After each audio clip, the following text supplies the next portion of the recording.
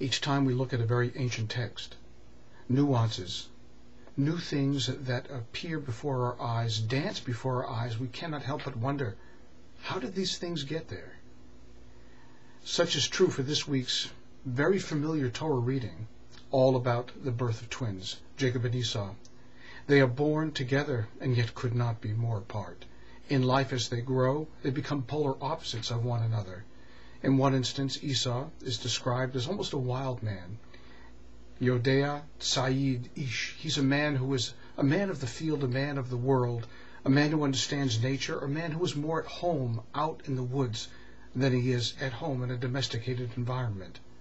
And on the other extreme, we find our man Jacob, who is Ishtam, who is placid, who looks out upon the world so differently, not making decisions until he has seen with his own eyes what really exists. He's a man that is not prejudiced by what he has heard, or what he believes, or even what he's learned.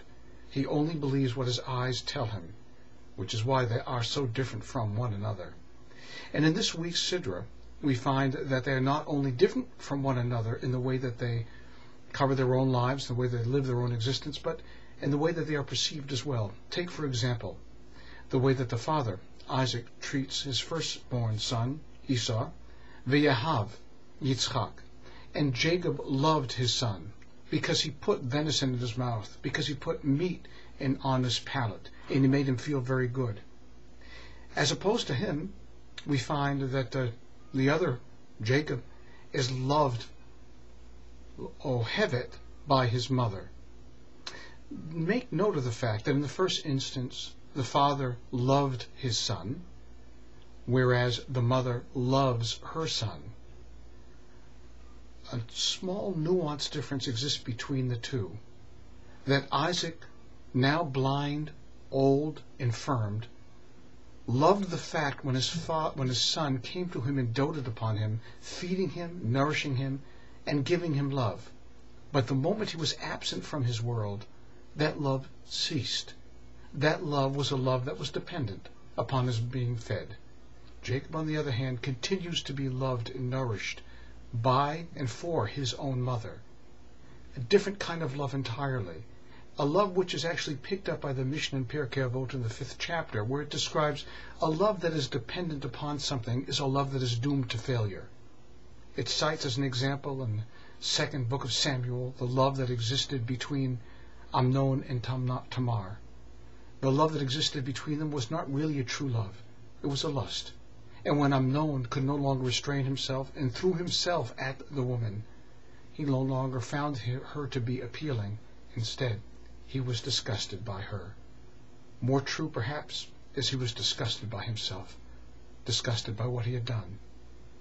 The other example, at the other extreme, is the love that existed between David and Jonathan. There was a love that was not dependent upon anything. It was simply a pure and true love. The moral that wants our attention from this week's Torah reading is a profound one. It wiggles to get our attention.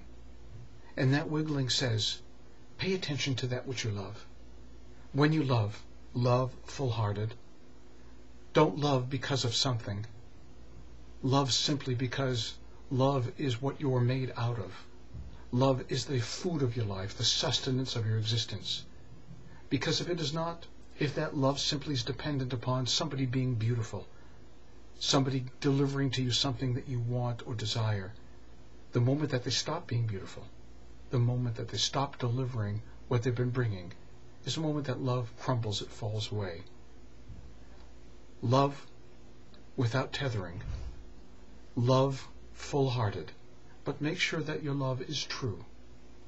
And cast that love out into the universe too. To God, who is waiting for a return for the question that he lodged long ago. It was addressed especially to you. Will you come? Will you love me? Shabbat Shalom.